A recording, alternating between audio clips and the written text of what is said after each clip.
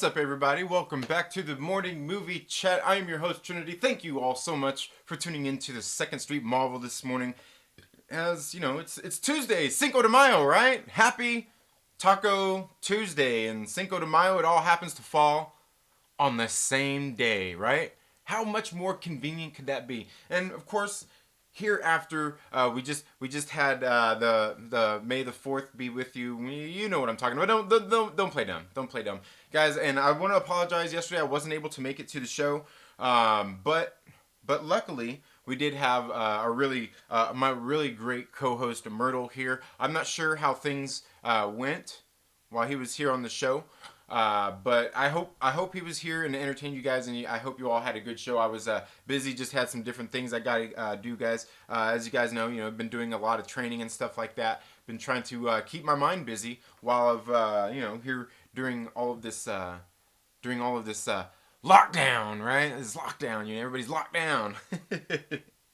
No, but I've been doing some training and stuff. Been having to do a lot of work. Been keeping things kind of in line with my business. Kind of having to sidestep and rethink things in business. So I hope you all had a good day yesterday on May the 4th, celebrating Star Wars and all that stuff. But today it's Cinco de Mayo, right? And today we get to celebrate tacos and Mexican culture and stuff like that, man. So make sure that you go out to Taco Bell today. Yeah, go out to Taco Bell. Yeah. There's Mexicans working in Taco Bell. Trust me, I know. They're also working in other places as well. Yeah, like most of the the last time I went to I went to Tokyo Steakhouse here where I live at, and they've got it's where they got the grill out there, and you get it. What do they call that? Is that Benihana style? I don't know what they call it. But the guy comes out and cooks right there on the flat grill and everything, and he's sitting there, cooking away and all of that stuff. And I'm sitting there. I was just so into the show that was going on. I looked up and I realized that it was a Mexican guy cooking my food. Wasn't even Asian. Taking the Tokyo out of steakhouse. But guys, that ultimately, all this same stuff really brings me up to today's point. And guys, I'm not sure. Like I said, I hope you guys had a good day yesterday celebrating. Did you guys catch Adam from Fanjexer's live show this morning? And he's been going live at 6 a.m. Pacific Daylight Time, which if you're out on the East Coast, that means 6 a.m. for you.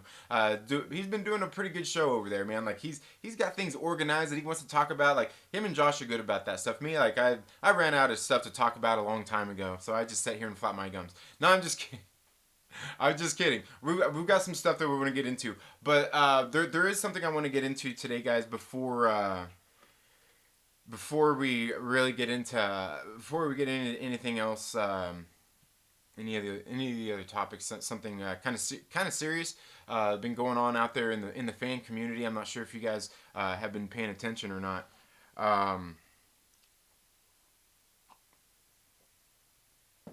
But just some really serious things going on out there. A lot of people with especially with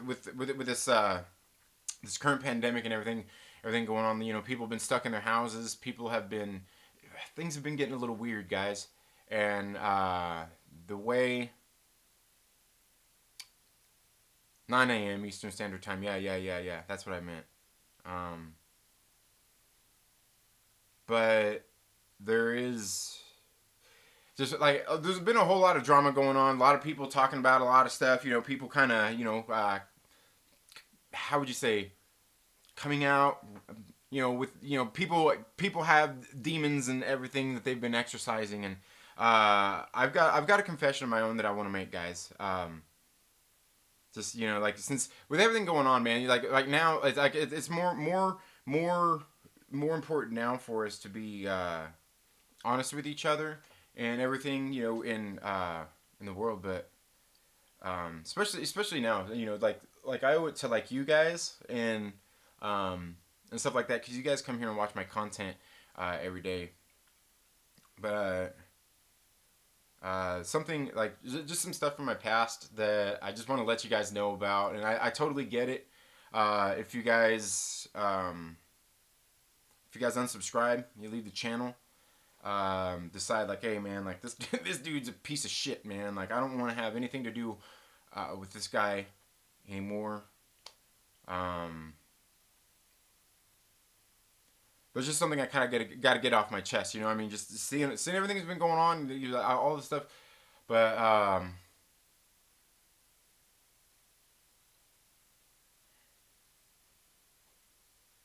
I really don't know how else to say, guys. But man, I thought this was gonna be easier than it is.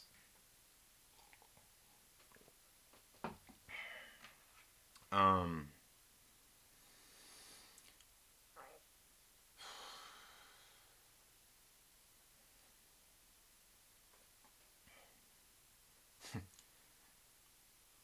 man, everybody else always makes it look so easy, you know.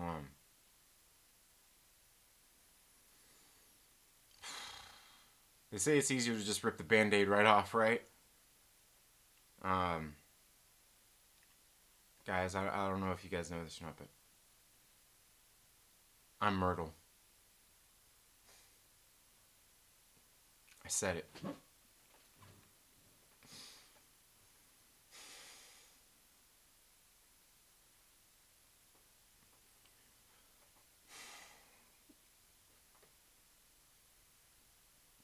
It's been hard dealing with this, you know. It's kind of something I've dealt with my whole life. Um, this whole Myrtle thing going on,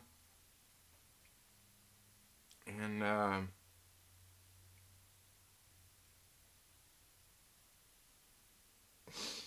I've uh, I've been getting help for it for a long time, guys. I've been getting help for it for a long time. It's embarrassing, man.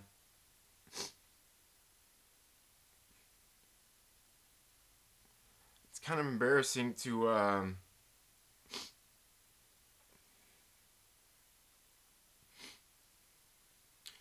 it's kind of embarrassing to just sit here and tell you guys all, you know. It's kind of embarrassing to just sit here and just like do a live show like every single day.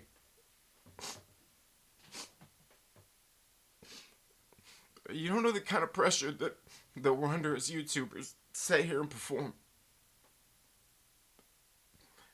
And this is something I've dealt with for a long time, even since before I started YouTube.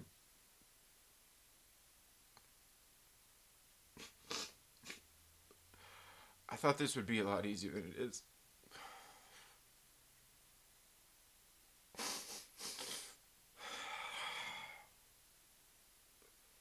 The only reason I had to tell you guys this and be honest about it is... Hold on, guys.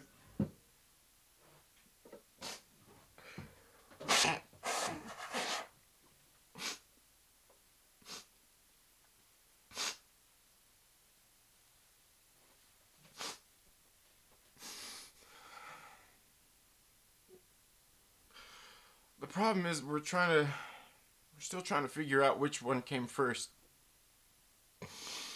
The Myrtle or the Trinity.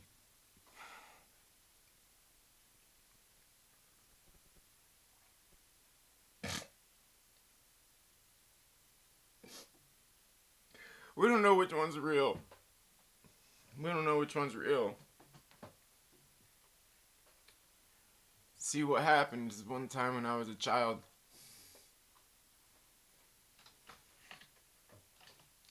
somebody stole my little Incredible Hulk toy. My uncle took my Spider-Man.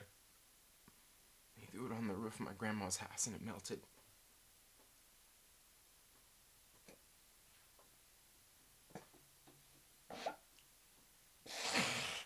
It melted right. It melted right on top of her roof because we couldn't get to it fast enough. A couple days later, it was just a glob on top of her roof.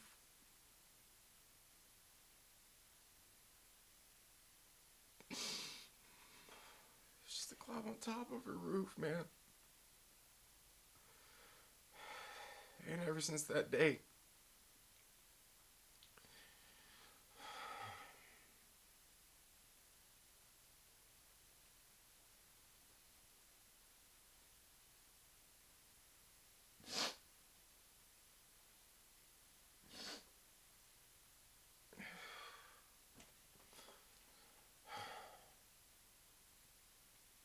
Just thought I'd let you guys know, man. I'm a hack. All that. All that stuff you see me talking about all the time. All the positive stuff. Trying to be nice to everybody, you know, not like wanting anybody to feel put out or anything. That's just me trying to cope with Myrtle.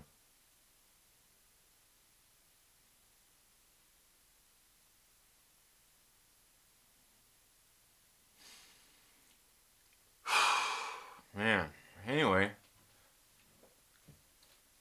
that kind of felt good, you know? Kind of felt good to get off my chest. You know?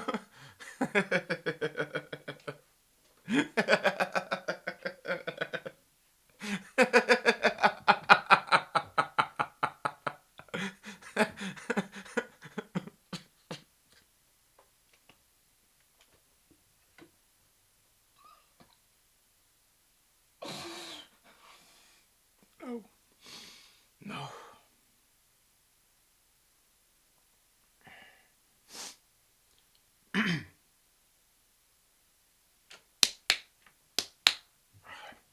All right.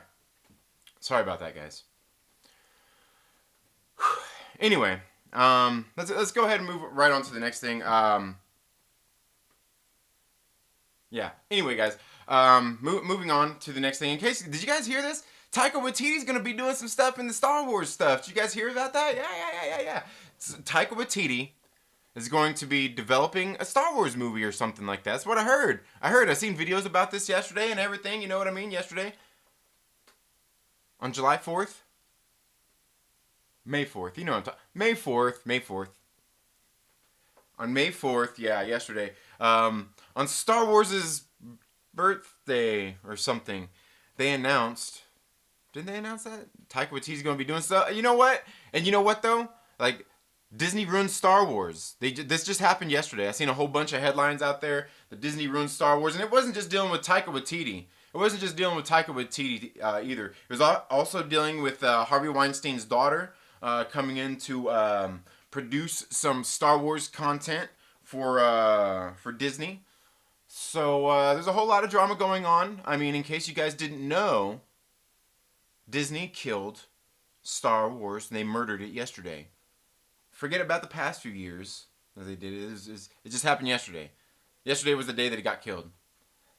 Today's the day that everybody's going to celebrate. Today's the day that everybody's going to celebrate because it's Revenge of the Shit Day. Sith, whatever. You know what I'm talking about. Yeah. It's that day. Today we riot in the streets. Today we're going to gather in big crowds. We're going to go down to Huntington Beach and we're going to go down to Anaheim and we're going to sit there and we're going to protest right in front of the gates. The gates of Disneyland. And if you're out in Florida, make sure you make it to Disney World. We're all gonna gather. We're gonna give each other COVID-19 and let Disney know that we're going to subject ourselves to this just so they don't put Harvey Weinstein's daughter in there to bring us more Star Wars content. Or that Taika Waititi guy. Oh my god, dude. Seriously? People like this idea. Ugh, I don't know.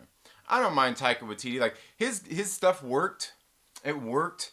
In Thor Ragnarok. I thought it was actually good. Thor Ragnarok is probably the best Thor movie. Okay, it is. And I think what he did worked in there. I don't know that his particular brand of humor is what I'm going to like in Star Wars, considering what we've seen him do in The Mandalorian, stuff like that. Only because, like while Star Wars has always been kind of humorous, I mean, it's got to be something different, you know what I mean? I guess if he's going to do it. I just like that kind of his interjected brand of humor for me that didn't ever really fit in the universe. Like, to me, it was one of those kinds of things, like the Star Wars universe was always a universe where there's comedy things in it. Some of it was funny. There was even some sarcasm and stuff in there too. But it wasn't quite in the way, done the way that he does it, or even done in the way that, like, for instance, like what they did with Poe Dameron at the beginning of the last Jedi, where he's sitting there, like I didn't like that. It was just off putting to me. Like I don't mind the comedy and the humor in there, but it's I don't know. It's like they're pulling for laughs instead of just getting laughs. You know what I mean? And even in Star Wars, like all the stuff before, like the stuff that would happen in Star Wars before, it would get laughs, but it's like it was chuckles, not like they were trying to get me to laugh with a brand of humor.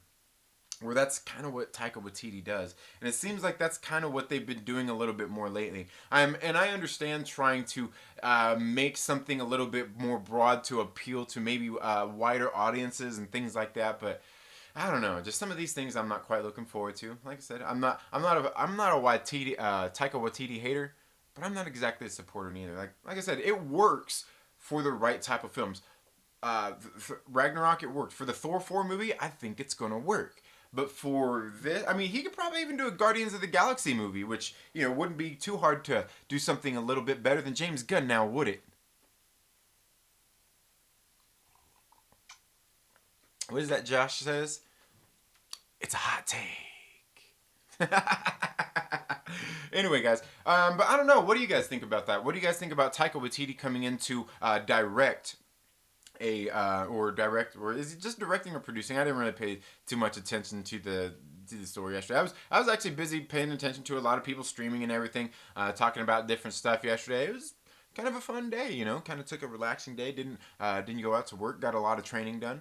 Yeah, it was a good day for me yesterday. I hope you all had a good day as well. But yeah, like I said, Taika Waititi, his particular brand of humor works in some places. For Star Wars, I just don't know. And I get it that they want to take things in a new direction, you know, kind of maybe bring, you know, make something a little bit different than what it's been, and I get that. That's all fine and dandy, but I don't know. Just for me, it doesn't work. Like even in that particular episode of The Mandalorian, it didn't work for me there. You know, it didn't work for me there.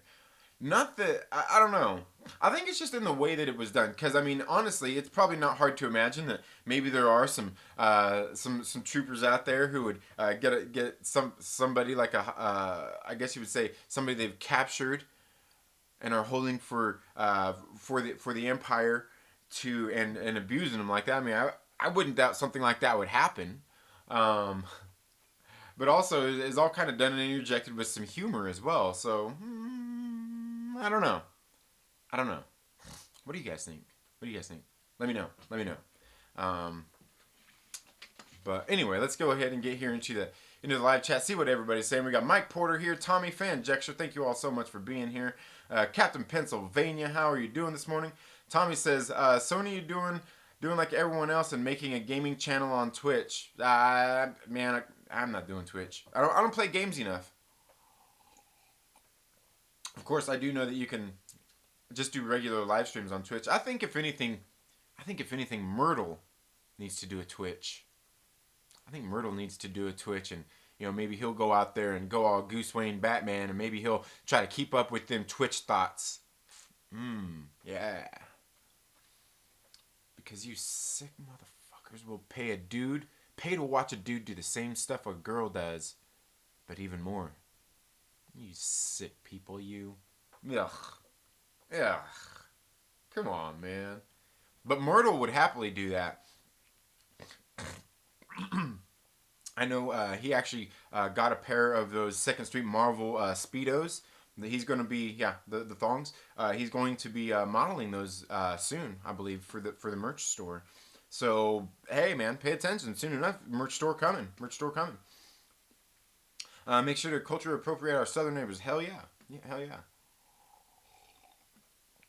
I will fulfill all your wishes with my taco-flavored kisses. Calm down, Cartman. 9 a.m. Yeah, 9 a.m. Yeah. I need to catch that morning show. Yeah, it's fun. Over easy mode. How are you doing this morning? Hope all is well, my brother. Mike Porter says, take out Tex-Mex from your favorite Mexican restaurant. Help them pay the bills. Yeah, hell yeah. Oh yeah. Screw that. I'm getting pizza. We'll get a taco pizza. You know, I remember when I was they haven't done it in a while, but when I was growing up, back in the day, pizza, I'm pretty sure it was Pizza Hut used to do it. They had the taco pizza, but what they would do is it was a thin crust. We got a thin crust. It was a thin crust pizza, and then they would put they had like refried beans on it, and then they put like the taco meat, and then they put and then they put the cheese on there. And then I want to say they had like just some other things, like I think they put lettuce and stuff on it too and made it like a taco. And man, I remember it being so good, man. I used to love that. I used to love it. The taco pizza, man. Pretty sure it was Pizza Hut that used to do that.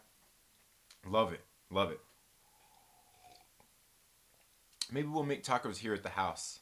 Or maybe I'll just be out working today and I'll come across the taco truck and I'll be stopping and getting me some tacos. Because we got a lot of food trucks out here where I live at, man. A lot of like the taco trucks and everything. Like the other day I was posted up. You can check down on the links on my down in the description here. You can check the links out for my business and everything, the Peanut Peddler. And I was out working the other day, and tacos Alfaro, tacos El Afro, Alfaro. I can't remember. Afro. They came out, man. They had some tacos. Shit, they were good tacos, man. They were great. And then of course there's another place that's like here near my house where I set up one day, and what is it? La Familia Barrios Tacos. God dang, man.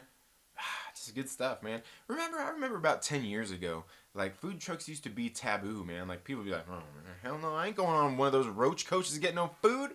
You kidding me? You're gonna get food poisoning. Nowadays, dude, that's what everybody wants to eat. So that's why when it's come to my business, I've kind of had to shift gears with all the businesses closed. I've been kind of doing the same thing and going and setting up at some street corners and stuff like. Don't say it, Wookie. I know what you're getting ready to say, asshole. I'm I'm sorry, bro. I didn't mean to call you an asshole. It's the Myrtle in me. Not a good day. Calling my viewers assholes. It's only because you thought I was going to be selling my nuts on the street corner, though. I'm kidding. Guys, I'm kidding. I'm all kidding. Y'all know it's all jokes. Aggressively Relaxing says, the malls were open before the pandemic. Yeah, they were. They were. They were. I have so many jokes I can't type.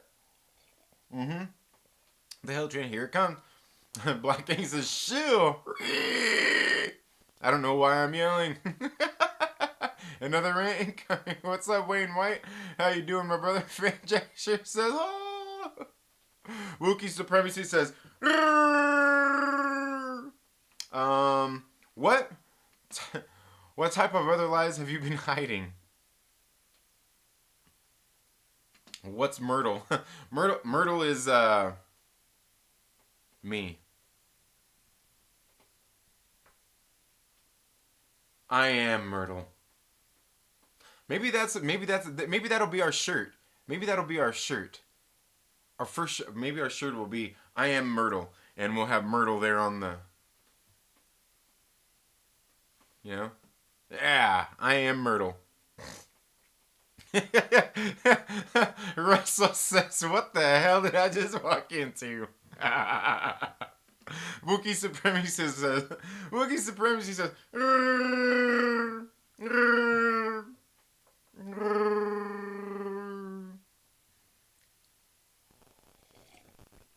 Fanjack says, cancel training. What did I just walk into? I missed it all. Oh, yeah, just being silly, man. Thanks for sharing. It's a road to recovery. Yeah. Yeah. Move on. Yeah. Onward and upward, man. Real life happening. Yeah. Mm-hmm. Break out your overalls.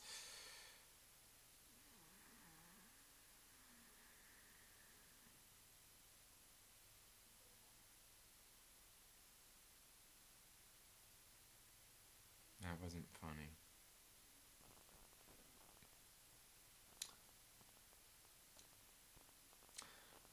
Tommy says, put on some old shit kicking music and let's get rolling here. Wookie Supremacy says, ooh, he wipes his snot in his eye. Yeah. I was hoping somebody would notice that. Oh, there's some like, don't touch your face. That's what. Oh, I don't buy it. Myrtle's rotting under the porch. Oh, that's funny. Never take sleeping pills and laxatives at the same time. Oof. Man, yeah, that would, yeah. He GTA'd him with one of his bites. Oh, Spider-Man toy gone. Childhood messed up. Yeah. Yeah. Yeah. Oh, Wookiee Supremacy says.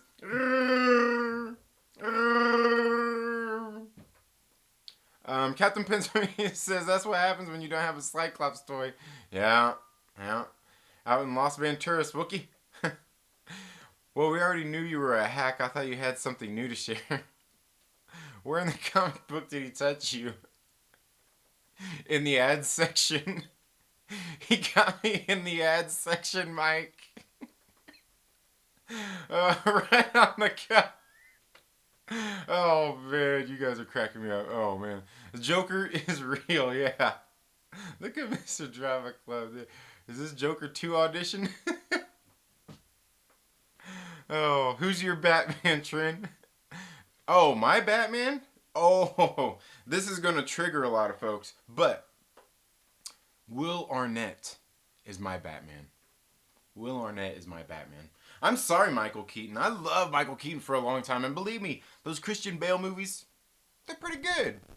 Love Batfleck. But I'm telling you, I'm pretty sure I've got a pretty intense emotional attachment to Will Arnett Batman. Definitely the best big screen Batman we've had. Best Batman we've had on the big screen. He's recovering well. He's in stages. I want to see Wonder Woman spin and Trinity turn into Myrtle.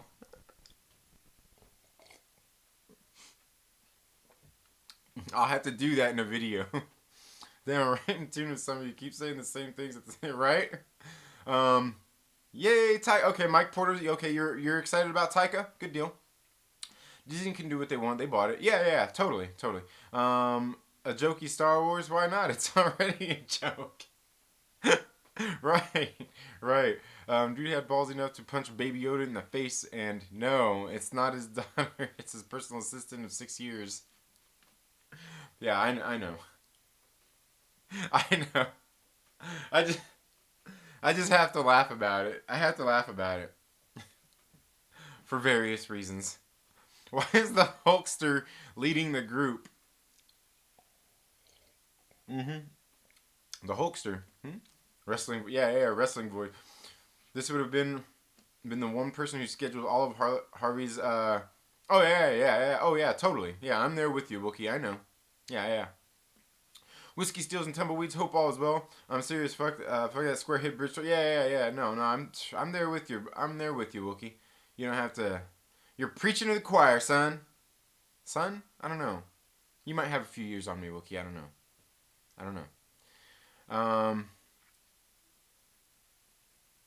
Let's see. She looks like animated Batman. Taika directed in Mandalorian. It was humorous and drama. Great job with Jojo Rabbit. I still haven't seen Jojo Rabbit. I'm curious to see that one. I think I might like that one. I've heard it was good. Now, the episode he did of Mandalorian, there was a lot of great things about it. Just some of what I didn't like about it was that humorous stuff with the humorous interjection. Like, that was my only real problem with it. Other than that, everything that else that happened in the movie, I thought was pretty good. Or in that episode, it was pretty good. Yeah, vaporized Baby Yoda. Mike Porter says Taika can get to the heart of the matter with drama after all the lightness. Great with action. Yeah. I think he's good at a lot of things.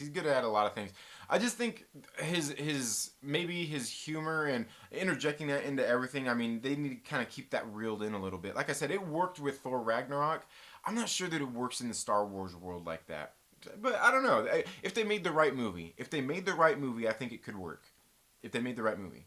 I like my Star Wars to be sci-fi adventure with some comedy, not a comedy with some sci-fi. Yeah, right. Exactly. And that's kind of what I feel like where Thor Ragnarok went to. You know what I mean? Although for Thor and the MCU and everything, it worked. It absolutely worked with Thor Ragnarok. Don't get me wrong. It worked with Thor Ragnarok. I do think it did. I'm game every night before I sleep. Why am I not twitching? Yeah, you should be, Cap. You should be. Taco pizza and people give me shit for pineapple. Oh yeah. Pineapple's nasty. Pineapple nasty. But taco pizza, yeah, it was good.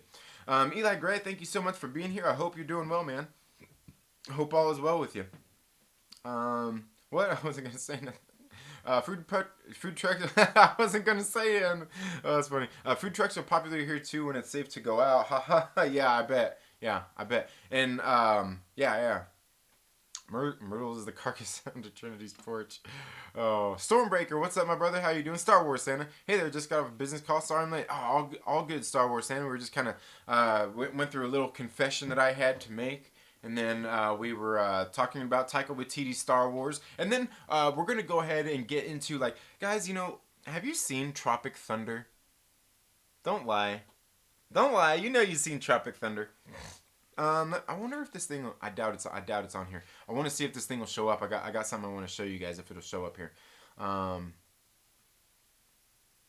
But I was watching. I started to rewatch Tropic Thunder last night. I haven't watched Tropic Thunder in a while. You know what I'm saying? And I got the DVD of it, and I was watching. So I started with the bonus features. You know what I mean? I started with the bonus features because I don't know. That's something I kind of miss. Don't you miss the bonus features watching a movie? I do. I do. Let me see. Yeah, it doesn't look like it's showing up here.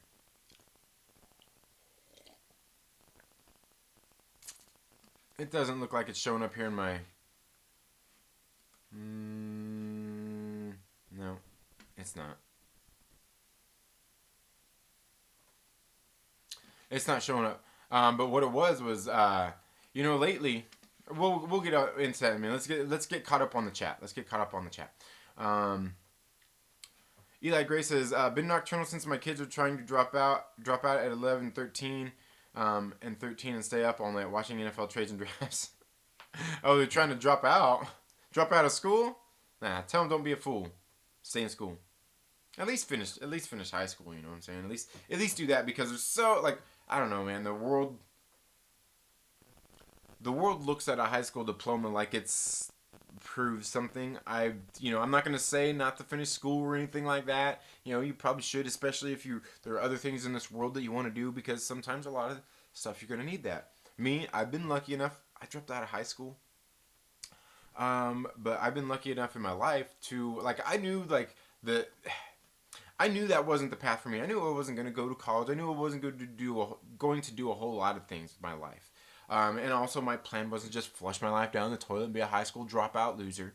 I just knew that's what it didn't involve. I knew I could do so much more with my time, and I did. I mean, look where I am now. You know what I'm saying? Look where I am now, and I'm not like the most successful person in the world. I'm not rich or anything like that. I've got a wife, three awesome kids. They're beautiful. They're smart. Love them to death. Got a house. I run my own business. Everything's been going on. But let me tell you though, it hasn't been easy though. It hasn't been easy. And I don't think, like, seriously, I honestly don't think that me having my high school diploma was going to make it any easier for me on anything that I've done and the path that I've followed to get where I'm at today. But there are a lot of people out there who want to do a lot of great things, and plus, like, the smart people who change the world, a lot of these people, they go to school and they learn very specific shit because their mind is attuned to it and stuff like that. Like, they're like, it depends on who you are, man. Really, like college education and stuff like that. Education is important, but really, what's more important is continuing education throughout your life. But continuing education that you yourself are interested in and want to do, something that you're passionate about, as opposed to just this. I went to school for a job. And unfortunately, that's what a lot of people do. A lot of people also go to school to get a lot of meaningless diplomas and stuff like that. I've noticed, and here's the thing is because not everybody in the world has to go to college. We still got blue collar workers out there and stuff like that. We still need people who do trades, go to a trade school, all different kinds of things out there. There's so many different avenues in which to go in this world, because we need everybody there and all these little places. Everybody acts like everybody needs to have these super high paying jobs and have careers that go on to do this. Like that's not everybody. That's not what makes the world go round. You know what I mean? It's not. It takes regular people doing regular work to put food on the table of every single person's house. So well, I will say that especially at 11 and 13, they need to keep their ass in school and do stuff like that. I can't blame them for not wanting to be in public school. Certainly if, like, maybe a private school, or if you just do like homeschooling and stuff like that, I totally get that, because a lot of times what you can do is you can nurture in them what their interests are, but you got to get them and be able to nurture that. If they just want to sit around and be lazy slobs, that doesn't do anything good for anybody. So yeah, there's definitely a fine line to walk there, but obviously you gotta keep them in line. They're kids. They're kids at 11 and 13, man. But yeah, I hear you. Oh. Will Arnett on 7. Yep. Will Arnett. Yep. Will Arnett. Yep. Yep. Yep. He never skips leg day. He doesn't pay his taxes. Um, let's see. Trying to keep busy. Yeah, yeah, yeah. Nice, nice. No love for Val Kilmer.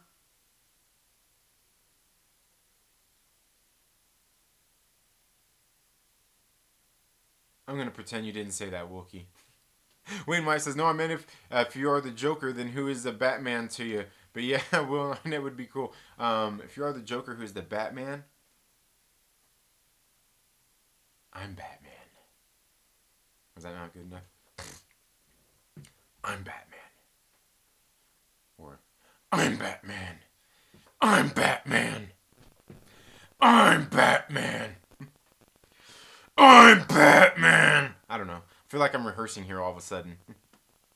No Clooney. No, no. You know what? Those were fun movies. They were just kind of campy and everything.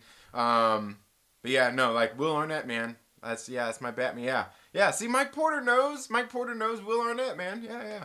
Yeah, great. I'm back and forth with my sleep schedule because of work, catching up on NFL with yeah. Like I was way off at first, and now I'm catching back up. I'm able to wake up in the mornings and stuff like that. Now I just need to get my training started a little bit earlier in the morning. If it ain't Keaton, Batman don't exist. I watched Justice League Dark Apocalypse War last night. It was pretty good. Nice, nice, nice. Yeah, I gotta catch that. Maybe it works today. All right. Chris from Chaos and Comics, what's up, my brother? We need to get back together. We need to get that Saturday show on the road. Like I've been working on Saturdays lately, man. That's why I haven't been able to do the stream. Well, some Saturdays, some Sundays. It's been pretty crazy, man. Alicia Silverstone doesn't have nails on it. Yeah, I just hope we get an NFL season. Man, that's gonna be crazy. YTD is very stylistic. He could do something cool in the Outer Rim or in Wild Space in the Star Wars universe. Yeah, I think he could. I think he could. I think like for his brand of humor, I think it would be something better left with like, say he's dealing with like your average just average people out there in the world, not Jedi stuff, and maybe some of like the bad, just like regular interactions between, like the regulars, not between Jedis and Sith and any of that kind of stuff. Maybe something in like the more grounded part of the Star Wars universe, if you know what I'm saying. Maybe something like that. I mean, kind of like what the Mandalorian was supposed to be, kind of like that. But for me, it just didn't work in that series neither. In that particular instance, I guess. But yeah, I mean, I think he could do stuff good. You need to see JoJo. Yeah, I do need to see Jojo Rabbit. Supposedly, there's aspects of Snyder wanted in his Justice League in this movie, which I could. Oh, nice. It seems like they're making changes to this happen. I'm sure they will have something. Yeah. Man nipples equals delicious. Lady nipples equals dangerous. That's why Silver Sun didn't do nude scenes. Oh, that was the confession, guys. He loves rollerblading more than I don't know. I don't love rollerblading more than cycling, but I do like rollerblading. Though I got some rollerblades. They're the Bauer like hockey style ones. Yeah, I got some of those. Yeah, I used to yeah do that. Love Tropic Thunder. Okay, we'll get into that in just a second. Captain Pennsylvania says RDJ should have got a statue for that performance. Jojo Rabbit was my favorite that year. Oh, okay, favorite film of the year. Nice. Don't know how I missed it. Oh, which one? Which one, Eli Grade? Are you talking about Tropic Thunder or Jojo Rabbit? Two Gun Pedro, how are you doing this morning? Pew pew. Hope all is well, man. Hey, I'm back. Had to bounce out real quick. Some video game. I hope. Yeah. No, nothing. You didn't miss anything too bad. Okay. Am I catching up yet? Am I almost caught up? I can watch a good comedy over and over again. Watch Scott Pilgrim versus the World the 75th time. I still haven't seen all of that. I'm in corporate training and online learning, and their mom has teaching degree and works for a university. They have no choice but to. Oh, okay, yeah, well, yeah. There you go. There you go. There you go. You got it. I feel like that is. I feel like that is a movie you either really love or really hate. Yeah, yeah, yeah. The Saint. Oh, but The Saint's a good one. I haven't watched that in a while. Oh, sorry, Batman. I thought I was joining Trinity's stream. How you doing, AFK Bard? Hope all is well with you. Hope all is well. Um, I have quite a few people tell me they hate Clerks too. I thought it was hilarious. Yeah, Clerks is awesome. I'll see you later. Have to go work on my. All right, man. Good luck on the video over easy mode, guys. Go check out Over Easy Mode's channel, man. He does some good content, man. I like his videos. Happy Cinco de Mayo to you, Keely Chow. Hope all is well. Almost I'm not sure if it's just me. I love almost all comedies. Some miss for me, but I'm down with all kinds of humor. Yeah, definitely. Why aren't you talking Superman Smallville? I'm in Gotham. You're from Kansas. Wait a minute. With that haircut, are you the new Lex Luthor? Yeah, right? Yeah. Taika voiced his opinions a while ago about Star Wars, something along the lines of he didn't want to make Star Wars movies because he likes to finish making his movies. Yeah. Mm-hmm. Yeah, and he's got and he if he's doing that Star Wars, he's also working on Thor as well. So yeah, God, you guys know RDJ was super offensive in a movie a bajillion years ago. I know, right? Right? Yeah, he was. But yeah, let's go ahead and talk for the next few minutes about Tropic Thunder here, guys. Tropic Thunder, I was watching that last night. I own the movie. I've had it since it came out. I saw this movie at the damn theater, man. It was funny too, cause like I remember at the movie theater when those trailers were coming up, those fake trailers at the beginning. There was people like sitting there, kind of like what the hell? Like they were confused. Like they thought these were they thought they were actual movie trailers. And I remember seeing like the band at the end. Like how you get like the green band trailers, red band, and all that stuff. I remember seeing them like those aren't official trailers, but I remember at the theater seeing that stuff, dude. I was fucking dying laughing at the theater, dude. Watching this movie. And this is one of those movies, like, it's really great. Like, if you have, especially, like, I don't know if they have this on 4K yet, but if they do, because I know just watching it on my Blu-ray player and on my TV, even with my outdated technology and all that stuff, you put it on, like, its highest settings and everything to watch that movie, dude, like, it's crazy. Because, like, when the chopper is there and watching, like, the whole, like, dude, like, it's crazy. It's crazy. But, watching the bonus features, I gotta say, like, Tropic Thunder is one of those movies, like, you don't see, especially anymore, you probably won't see this, you don't see movies that are made like this anymore. For one, I mean, like, movies like this, made like this, and for one, what I mean by that is that you don't see a comedy going this far out there to make a funny movie. Everything that they did in this movie, on the production side of things, was just brilliant. For one, we all know the crude humor and everything in it. It's hilarious. This is one of those movies that has a comedy, unlike it. It's like the super offensive comedy while still being funny that anybody could really look at and laugh as long as they have a sense of humor. But on the production side of things, and I remember I've seen all of these bonus features before. But seeing all the time they put into that, going to Hawaii, shipping in all the mud, getting the actors there when they're shooting, a lot of the scenes, they looking for a particular time of day. I mean, just all the logistics of doing something like that. But then they were also talking about how they're sitting there on production, throughout the days, and it kept raining on them. Every single night it was raining. Just all of these different things, all of the different hurdles that they had to kind of overcome throughout production was just absolutely, like, it's mind-blowing if you go see everything that they did in this movie. Like, they put like a big kind of budget into the production of this movie like you would an intense action big blockbuster film. You know what I'm saying? They built practical sets. They're exploding all that. All them explosions and everything that happened in there. They did all that. Sure, and they even tell they took some of it and kind of computer generated some of it up a little bit. But for the most part, they did so much of that practical. And this is just like one of those rare things we will, if ever, probably ever see a comedy like this be done like this ever again.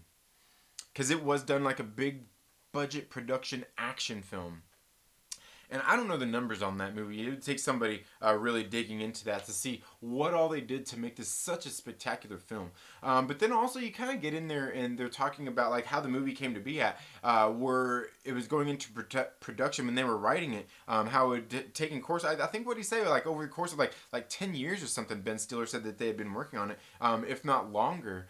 Where they were kind of coming up with script ideas and just shooting things back and forth between him and Justin Theroux. And Justin Theroux and Ben Stiller, they wrote an absolutely hilarious movie here. Justin Theroux, he's an actor. He's been in plenty of movies. He does a lot of writing as well. Very funny dude, man. Just thinking about like, it's one of those rare movies that they put so much production, so much love into this film, and you can see it on screen the whole time. Now, the one thing is like I was saying, there's people starting to push back. Like, people all of a sudden discovered again that Robert Downey Jr. was in this movie. Oh my God, he's using blackface and all that.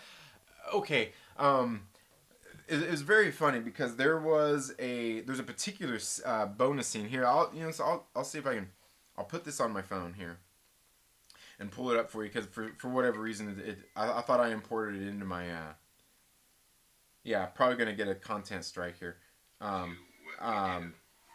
But let's see, he's where's that? Let's see, did this okay? We're he's talking about them making this movie here, and I don't know how much you'll be able to see this, guys. But it's kind of a love letter to what we do, and at the same time realizing how highly imperfect and ridiculous the whole thing is. We're not just kind of sending up the industry the way Altman did so well in The Player. We're kind of destroying any possibility of us really having a leg to stand on in the future. And bam. You know what I'm saying? He says it right there in the thing. Like that's what they did. They went to push the envelope so hard that they knew they were going to get pushed back at some point. And that's basically what he said there. But like throughout like a lot of some of the behind the scenes stuff, you see Robert Downey Jr. really talking about like they really seriously put in time into doing this. Obviously, he had to spend time getting all blackfaced up and getting all that stuff, and just what they did to make all that stuff happen. And just thinking about it was really pretty crazy. And then you see some of the behind the scenes stuff where they're talking to the cast members about each different one, and everybody talking about Robert Downey Jr. and what he really brought to that role. Waking up early in the morning, going and doing that. But then they had, oh God, what was the guy's name? Is it Brandon T. Jackson? The guy who played Al Pacino? Was talking about, he's like, dude, he's like, man, it was so great. He's like seriously, like people are gonna be upset, and but like it was so funny and everything in the context of the movie. But he's like, seriously, like throughout the movie when we'd be hanging out and talking, like I thought he was black. He's like, I'm sitting there seriously talking to him, like he like seriously, because he was all into it. And he's like, dude, like it was so good. And you go through and you watch the performance of it, it really is good. But like honestly, as great as RDJ's performance was, look at everybody, like the whole cast. The whole cast is really was all actually perfectly cast for all of these roles, because they still pulled it off. They still pulled off these great shots, these great moments where it's dramatic, where it's funny, where you take these characters and these actors seriously within the confines of the movie, and you also take them as a complete joke. Thinking about all of the different layers that goes into it. And honestly, like really when it comes down to it, making a great comedy is one of the hardest things in the world to do. Even with offensive comedy and stuff like that, that's really and things like that. It's just so hard to do because comedy is all about timing. Taking on a movie of this status and bringing it to the big screen. It was actually a really big endeavor, just thinking back on it. And then you go back and you watch the movie and thinking about all the things that they're making fun of at the same time. Like you think of like Jack Black's character, and man, looking at Jack Black in this movie, even thinking about how long ago, like it wasn't that long ago, you know what I mean? Looking at how much younger he looks then compared to what he does now, man, like crazy. I mean, don't even go back and watch what was that other one? You remember the one with the rollerblading and everything? Remember the yeah, Airborne. Yeah, even that movie. Like, look at that. Like, whoa, man, young dude. Um, uh, but yeah, him being Jeff Portnoy and doing that whole like, the thing like almost like kind of making fun of Eddie Murphy, but also doing like a complete Chris Farley thing at the same time. Um, just great stuff. Obviously, the Kurt Lazarus stuff, where it's all kind of like playing on kind of like Russell Crowe, but a little bit like all those things, just absolutely hilarious, man. It's one of those rare movies, man. Like I said, we're probably like. Like I said, there's not a whole lot of comedies that I would say do this anyway. Taking that production, sinking that kind of production into a movie that big, and doing that grand of things all in there just for a good laugh, just for a good laugh. You know what I mean? Especially some laughs that probably wouldn't even happen nowadays, because people are gonna be offended and everything like that. Because as we can see, people are all of a sudden offended again that Robert Downey Jr. did this movie. Just great stuff. Just great stuff. Um, but then they're also even doing like they show some of the reels behind the scenes when like Robert Downey Jr. and Ben Stiller are sitting there going back and forth doing the whole I'm the dude playing another dude, like that whole scene. Like they go through, they're going through showing the whole process and everything of that, man. Like, it was really great. It was a really great movie, man. And just seeing all the different people they had on the production. Like I said, you don't. It's one of those things you don't normally see this in a movie, especially in a comedy with this high of a budget and this high of a production. Now, honestly, I don't even know how big of a budget they put into it, but I can imagine just from everything they did, they put a whole lot into the budget. Because I also imagine keeping a whole lot of these movie stars and everything uh, boarded up in Hawaii to shoot this movie wasn't cheap neither. You know what I'm saying? Along with shipping in all the other stuff, building those elaborate sets and all of that stuff. It's just something like really like practical stunts, practical shooting, practical sets, all that stuff. It just seems like it's something that's coming to an end, man. Like, we're getting less and less of it. I wouldn't say coming to an end, but we're getting less and less of it. A lot of people, put all these budgets into making these CG movies and everything, where everything's all like, all like just done on computers and a lot of that kinds of stuff, and it's just not the same, man. It's just not the same. And also, I mean, if you think about it, we can see that they actually say that doing a lot of those things, like doing the computer graphics and having to pay people to do all that stuff, still takes, like, it's not as budget friendly as people think compared to going out and building practical sets. Otherwise, people would just do that. It's expensive. It's expensive. I mean, you got to think of all the rendering, the layering, that just everything else they still have to do. So it's like I said, one of those rare movies, man. One of those rare movies that we're probably haven't even got since that movie came out. You know what I mean? But again, it does take the right people to do it. It takes the right talent, the right directors, the right writers, producers, the right studio to make a movie and take a chance on a movie like Tropic Thunder. What do you guys think? Do you think a movie like Tropic Thunder would be released nowadays?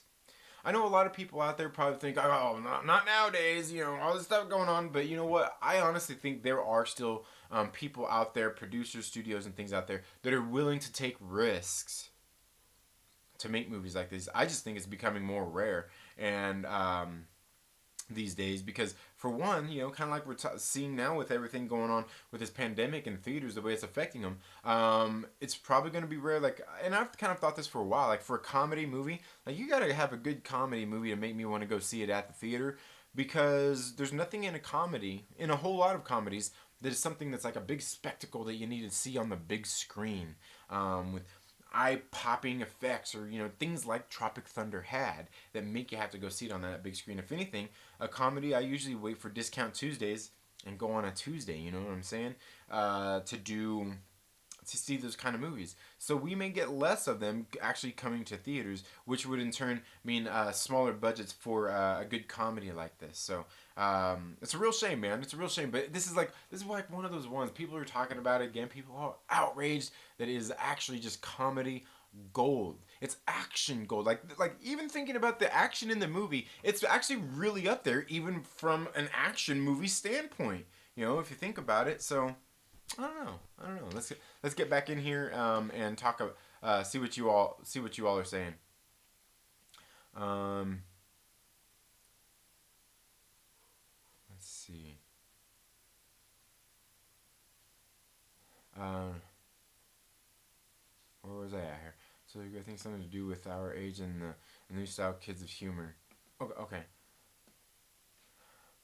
Um. Okay. Yeah. Oh my god. Like. Oh my god. You guys know Artie Jim? Okay. Yeah. That's right. A bajillion years ago. Yeah. Yeah. And he played that role so great too, man. Well, maybe little people. It's like 4 a.m. on the west. What's 4 a.m. on the west? What? Um, I know that early going on 9 a.m. now. Yeah, it's 9 a.m. here. Everything is offensive to those pussy. Yeah, 1:45 a.m. for me, man. It's late. Oh, okay. Yeah, you're over. You're in Australia though, I believe, right? TT. Yeah, I think it's 12 here. Okay, yeah. I'd be ashamed if my kids was like that. Yeah, yeah. Humor for the most part is inherently offensive. Yeah, yeah, yeah. They keep having Tropic Thunder on sale for $5 on iTunes. I'll just grab it next time it's up. Oh yeah. You know, actually, I'm convinced that like if they do, I'll pay $5 for that movie on digital because I only got the Blu-ray version of it, and it was before the digital codes thing was really big. So yeah, I'll pay $5 for it. I think I'll watch it again and get me a can of booty sweat, popping ass open. Even Tom Cruise was funny in Tropic Thunder. Yeah, and that's what's funny too is they were talking about they did the screen test for him. It wasn't well. He said it wasn't even a screen test, but like they did a sequence where they put him in the fat suit and had him just like Ben Stiller was laughing. He's like, we didn't even know. Like he put on the fat suit and he just started doing all these dance moves. Like I didn't know that Tom Cruise knew all these hip hop dance moves and he just went at it. And dude, like watching that reel, man, and I've seen it before, dude. Just god dang hilarious, dude. Like what Tom Cruise did there. And then what's funny is like I remember even the first time seeing it at the theater, like you see it and like, holy shit, like that's Tom Cruise. Cause you're not used to seeing him in movies like this. And just seeing what he did there, the whole Lex Grossman character was just absolutely hilarious. Plus, you know, like what he's doing there is so in his wheelhouse, you know what I mean? Like so in his wheelhouse, I think. But also something that he knows too, like something he has some firsthand knowledge of too, man. It's freaking great stuff. 1-2 Comic Talk, thank you so much for being here. It says, what about Soul Plane? Haha, they were reviewing it on Double Toasted. I'll watch anything with Snoop in it. You know, I don't know. Have I seen all of Soul Plane? I'm not sure that I've seen all of it. I tend to go forward from time to time. Yeah, yeah. I can't read that word here on YouTube, but yeah. From time to time, yeah, you do. I get it. I do the same thing. Ben Stiller worked hard for years to get Tropic Thunder made. Yeah, he did. Snoopy's only in that movie for like what 3 minutes? Yeah, it's terrible. But I made love, like I love Grandma's Boy. Oh, Grandma's Boy is hilarious. Yeah, Grandma's Boy for me. I'm a gamer. Yeah, Grandma's Boy is hilarious too. I love that one too. Yeah, Grandma's Boy. Yeah. You make my eyes rain. Yeah.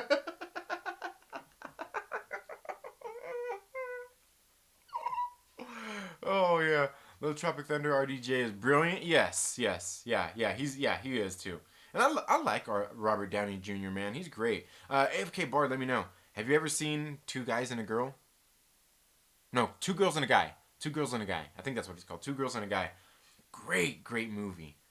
Friggin' great movie. I also love him in Chances Are too, man. That's another great one. The monkey jump in Grandma's Boy's best. Yeah. The monkey jump kick. Until he became Stark. Woo! Dang. Cap coming in with the heat. It's not bad. Kind of like an RPG. Nothing wrong with playing what you love. Hell with it. Yeah. Peter Colabucci, thank you so much for being here. I'm doing well. I hope you're doing well as well. MCOC is like cooperative Mortal Kombat. It's hilarious because the whole game is based on the Black Widow movie right now. And she and Red Guardian are... Oh, man. Are getting added to the game. Oh, okay. Yeah. What movie? Possibly. Oh, we were talking about Tropic Thunder. We just got them and Yelena on Future Fight, and they had the movie costumes. It's fun. Gotta head to work. All right, take it easy, Cap. I'm getting ready to end the stream here soon, too. I think there will always be a market for movies like Tropic Thunder. Absolutely.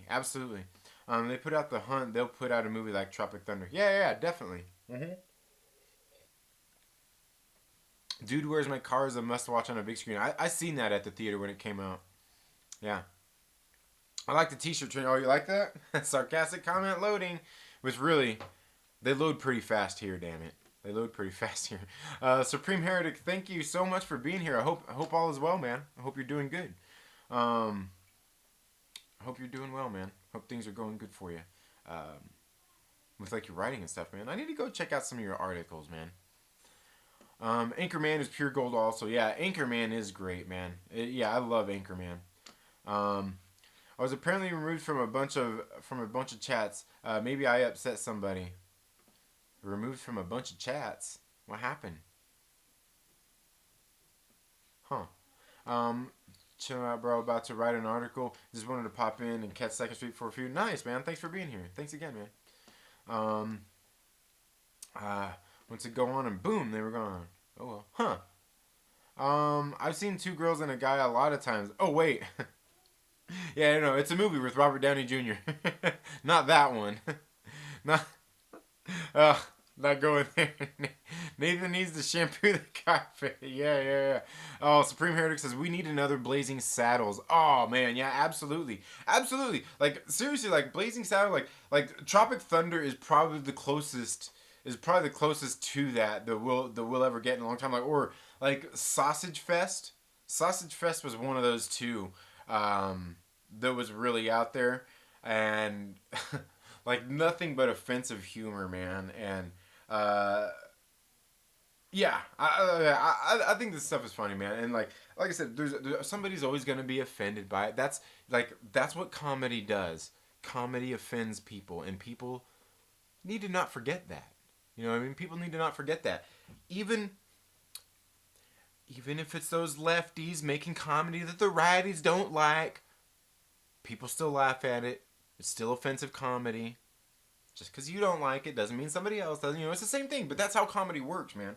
Like the Kathy Griffin thing, all the lefties were laughing, but nobody on the right was. You know what I'm saying? Don't make me get all Myrtle. But I mean that's ultimately what it comes down to. I mean, really, when it comes down to all that stuff, there needs to be a balance of it. There always needs to be a balance of it. Like if you're, whether you humor, and that's not saying like this particular comedian needs to have jokes poking both sides. No. Like it's okay to have a left leaning comedian making fun of stuff. It's okay to have a right leaning comedian making fun of stuff. All that stuff is okay. Like I'm into it. I like people make jokes about Trump. It's okay. I'll laugh about it. People make jokes about Barack Obama. It's okay. I'll laugh about it. People make jokes about this person, that person, whoever person. I'm okay with that, man. You know what I mean? I'm mixed race, dude. I got so much different stuff in me. Like I find all this shit funny. You know what I'm saying? I find it all funny. I mean, it's comedy. I think some of it though is kind of like how the comedy is delivered. To what platform it is. It really kind of depends. Like we see, and I've talked about this before, how we see a lot of comedians have problems when they're on their social media that they don't always use to tell comedy, that they use to talk about serious issues, and then they put something else, something that's supposed to be funny. Supposed to be fun. Like, that was a funny post. Like, I'm a comedian. That's what I do. Yeah, but, like, on your platform, most of the time, you're talking and pushing political ideologies, not pushing comedy. Now, all of a sudden, this is comedy while it's still being like, And that's what happens. That's where all the lines start to get blurred with that kind of stuff. It's really tricky. And believe me, I don't envy any of them for having to deal with that shit. I don't. Um, I don't envy any of them. Wookie says, what the world needs is a Pauly Shore comeback. Oh, dude, Pauly Shore. Do you see Pauly Shore is Dead? Do you ever see Pauly Shore is Dead, dude? Freaking Fred Durst cracks me up in that movie, dude. He's like, fuck you, Pauly Shore. Supreme Heretic says, yeah, you're a good dude and a great source of comic info. Well, thank you, man. Thank you. Yeah, thank you. I appreciate that. Broken Lizard movies. Ooh, Wookie. I gotta disagree with you there, man. I do not like the Broken Lizard. I haven't watched one movie of theirs that got me, that made me laugh. That Super Troopers movie, I think I got like, I think I got like 10, maybe 15 minutes in, and I'm like, I can't watch this movie. I didn't finish watching it. I've seen parts and everything beyond that. I just can't watch that movie. Didn't even laugh. Didn't even laugh. Not at all. Beer Fest was probably their closest to being funny. Like I remember, like I got like, oh man, like 3/4 of the way through the movie, like almost through the whole freaking movie. I'm sitting there like, ooh, they're doing it, they're building it, and then like it got to the end, and I'm just like,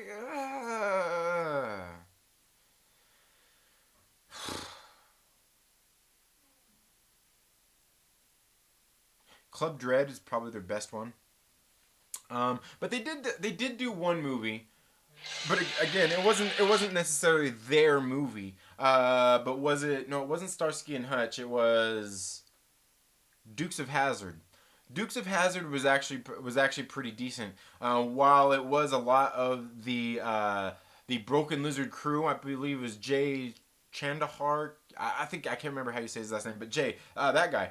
I believe it was him that directed it. That movie is actually pretty solid, but I just don't find those guys funny. And the funny thing is, it's just their movies. It's just their movies, cause like most of them dudes, most of like the actual guys in the Broken Lizard, they're actually pretty funny dudes. Like, but just their stuff, the Broken Lizard stuff, like I never find any humor in it. I never get into it. I just don't find the humor in it. They lose me every time. They lose me every time. No reason the juice. Yeah, yeah. I just want somebody who isn't afraid of SJW culture. They can go balls out. Mel Brooks did it in the old days. Oh yeah, yeah, certainly, certainly, yeah, yeah, certainly. I hear you there. Yeah, yeah. Yeah, yeah. I mean, and that's what a good comedy should be. And like, if you're gonna do, like, and that's the thing. If you're gonna go through and make a comedy movie and be offensive, fucking go all out. Leave no stone unturned. Leave no jab. Leave no uppercut. Leave no body blow on the table. Fucking take every goddamn punch you can. Every punch you can. And I think that's the thing that makes Tropic Thunder so good. And A Blazing Saddles so good. They took every single blow they could, man. They just, like, seriously. They just took every single blow they could at it. I mean, they went at it like a goddamn honey badger. You know what I'm saying?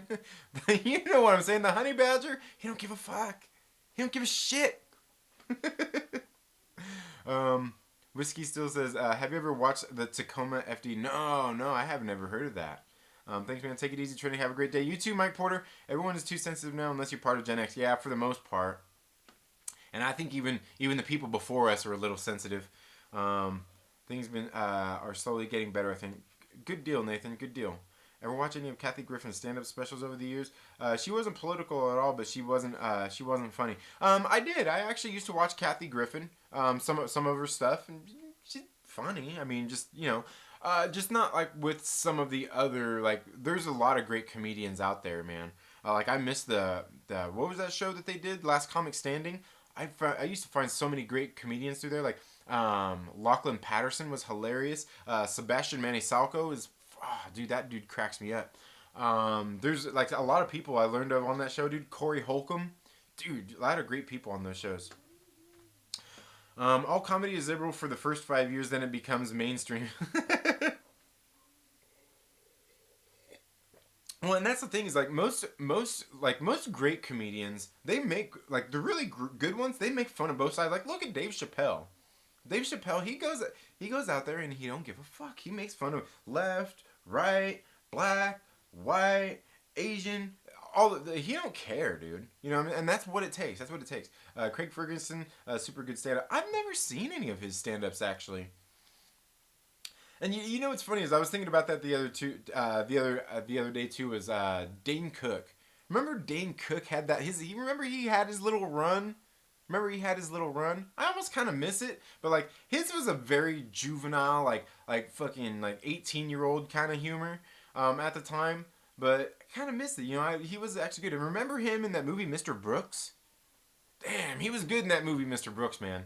He actually kind of proved that he actually does have some chops playing himself. Ever get your internet sorted out? Oh yeah. Eastbound and Down is fun. Oh, dude, yeah, yeah. And Danny McBride is hilarious. But Bunch of broken lizard guys. Funny stuff. Okay, yeah, yeah. Watching Slammin' Salmon. um, Other than just that's just tired. Okay. I like the first Super Troopers. That's it. Yeah, I couldn't do it, man. I couldn't do it. Even as yeah, it's too damn long. Yeah, yeah. I refused to pay the bill. Worked last time. I had problems. Yeah, yeah. Things are too sensitive now. At least that's what all the offensive comedians with successful careers tell me. Yeah, yeah. Like honestly, like there was a while back. It was a handful of years ago. Jerry Seinfeld actually was one of the first ones to comment on it when he wasn't doing any of those tours anymore because they used to do the college campus tours things. Like I'm not doing it anymore. I can't because like people get too upset. People are too triggered. Like they can't just laugh at a joke. And that's the thing. Like I get it. Like if you're going to a stand up show and you're gonna be offended by the comedy, just don't even show up. Just don't even show up. Now there are certain cases like you want to talk about. What's his name? Was it Michael Richards, the guy who played Kramer? And the thing he did, his little fiasco he did. Like okay, like what he did, he was trying to be like do that shock humor stuff. Like to me like there's like I think for me the way he did that it wasn't funny. It wasn't funny. Like I remember like I watched it. Seeing some of the stuff. Like I remember watching it thinking like that wasn't funny. Like that was actually pretty cringy. Like I get what you're saying. Like I know the joke he was trying to get at, but he didn't execute, and it just didn't work out. But that's the thing. It's all in the way it's done. It's all in a lot of timing. Because just being offensive in itself isn't necessarily funny. There's like a great comedian can really walk that line. Like, dude, Bob Saget, have you ever seen one of his stand ups? I remember when I was a kid. I watched one of Bob Saget's stand ups, and this was a while back. This is like probably early 90s. Early 90s. What's funny is I think in the special, he actually even had like people from Full House on there. But I remember even watching it as a kid thinking like, man, like he's doing some pretty offensive jokes for being, the Full House guy. You know what I mean? But good stuff. I mean, but that's what it takes. I mean, you gotta find that balance. You gotta find that balance that works for you, for the particular comedian and your brand of humor. Again, comedy's hard, man. Comedy's a hard thing to do. I don't. I don't. How would you say it? I don't look down on anybody for trying it, man, because comedy's rough. Comedy's rough. That's all I could say. Wookie says, Dane Cook and Ralphie May used to come out here and do shows at the bar I worked at for comedy night before they got big. Oh, nice. Yeah, yeah, yeah. Mm-hmm. And yeah, Ralphie May too. Yeah, man. Dane Cook fell victim to being too successful. Same thing happened. Same thing happened to Iron Man 3, right? Yeah, and the thing is, like, I think it seems like for Dane Cook, it seemed like he was trying to do too many movies. Like he went into doing movies, which I get it. You're trying to get out there and make money. That's fine. I'm not gonna fault him, but you Pete Davidson was hilarious on Netflix. I never seen that one, but Pete Davidson, like the stuff he used to do on Saturday Night Live when I used to see him on there, when I used to watch Saturday Night Live, still was pretty good. He was pretty good. He definitely pushed the boundaries. Okay, I'll have to check it out. I never understood people being offended at a comedy show. Insane. Why would you show? Yeah, yeah, exactly. Dane Cook and Iron Man 3 comparison lost me. Saget and Fatal J, thank you so much for being here, man. Yeah, you'll aggressively relaxing will do that to you, Fatal J. A Saget is a shock value hack. Not really. Not all the time. I don't think so.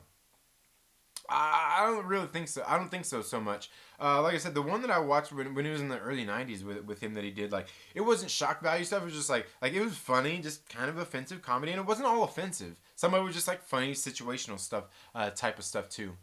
Um,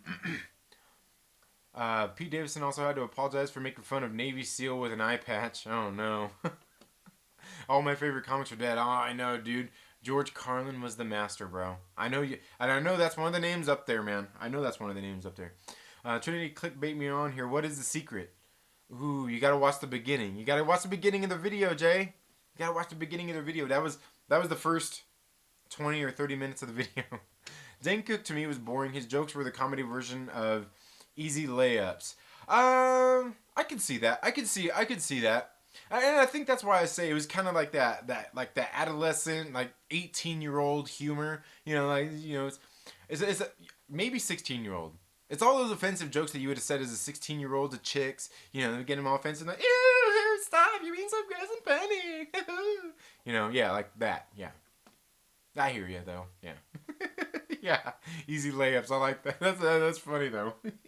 Easy layups.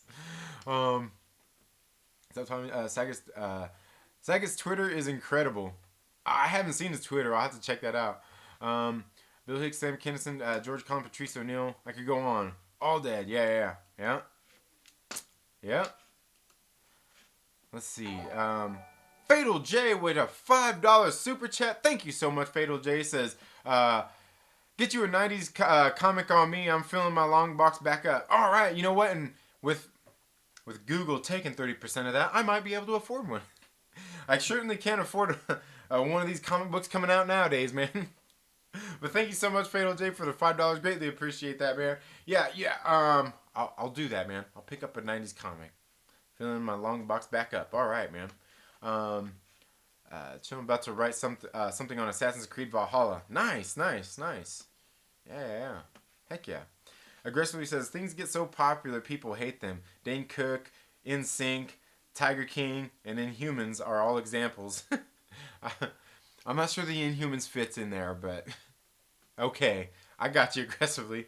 Colin was the king. Dane Cook couldn't write a second show as good as the first that everyone has on CD. Yeah.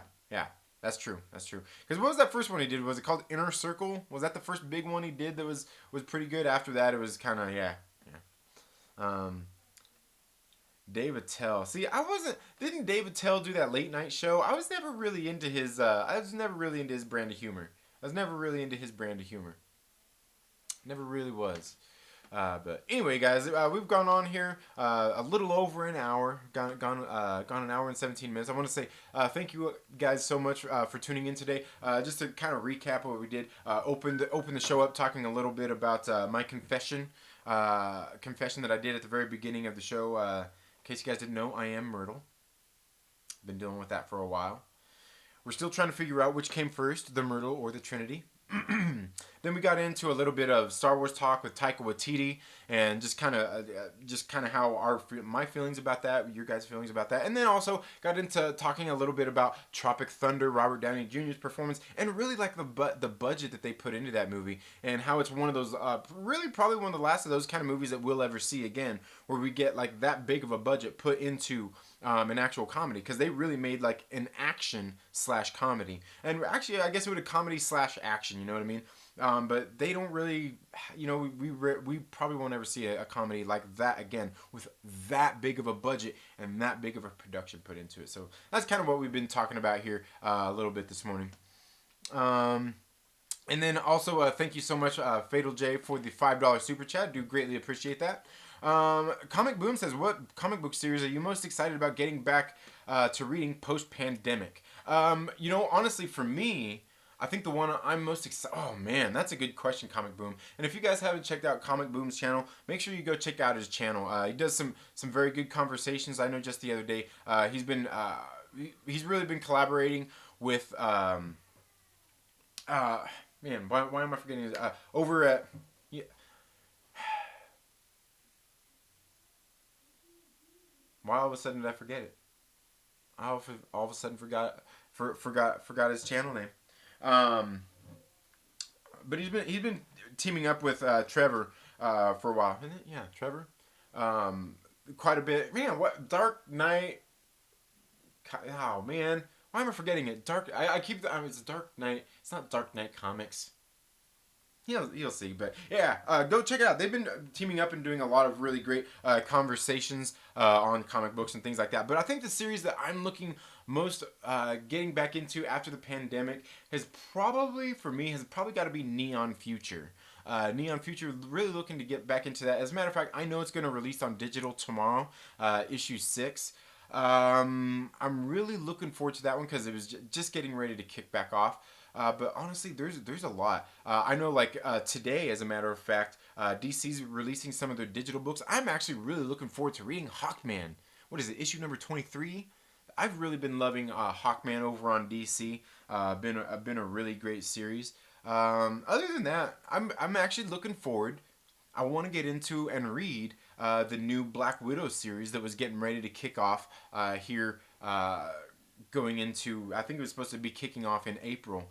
I was really looking forward to reading that. Black Widow being one of my favorite characters here over the last year or so. I was definitely looking to getting back into that. Other than that, let me see what else. I was really actually excited for King of Nowhere too, the new series on Boom Studios Comics being written by W. Maxwell Prince, who does the Ice Cream Man series over on Image Comics. Great stuff, great stuff. And see, now I'm getting ready to get into comic talk. I'm gonna start going again. Dark Knight Nation. I knew I'd remember it. Dark Knight Nation. Um, yeah, you guys should definitely. Yeah. Dark Knight Nation. Um, Insomniac has his stand up was meh. Yeah, I don't think I think that's the one I started to watch.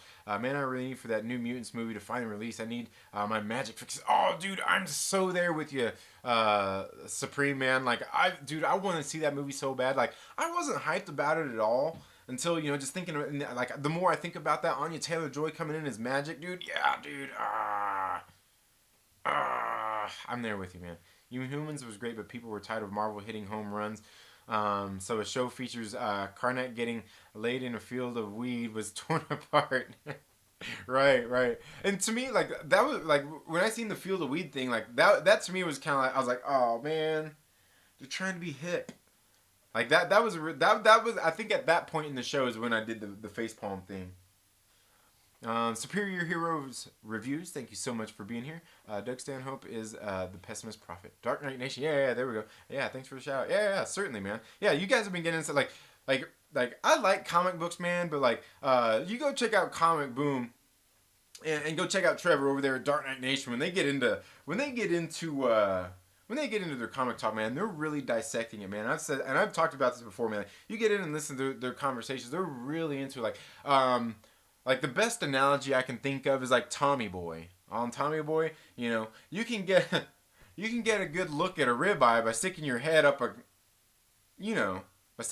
cow's ass. But I'd rather just take my butcher's word for it. They're the butcher. Okay, just take their word for it.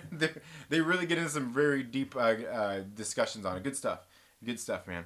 But yeah, why am I reading? Am I reading it wrong? Hot Plate Station. No. What are you talking about? I'm not sure what you're talking about, Wookie. I'm not sure what you're talking about. But yeah, anyway, guys, thank you all so much for being here for the show today. Going to be working on some more videos here. I didn't get a chance to work on any over the weekend. Been working, man. Trying to keep up with, keep my business afloat in these times, with everything going on with the pandemic and everything. But I will have some videos on the way. Thank you all so much for tuning into the Second Street Marvel today. If you're not already, please make sure you subscribe, click the little bell, and all that good stuff. Make sure you give this video a thumbs up, give it a thumbs down if you don't like it. It's all good. I don't look into it that much. But you all have a very good day, and we'll see you in the next video. Later.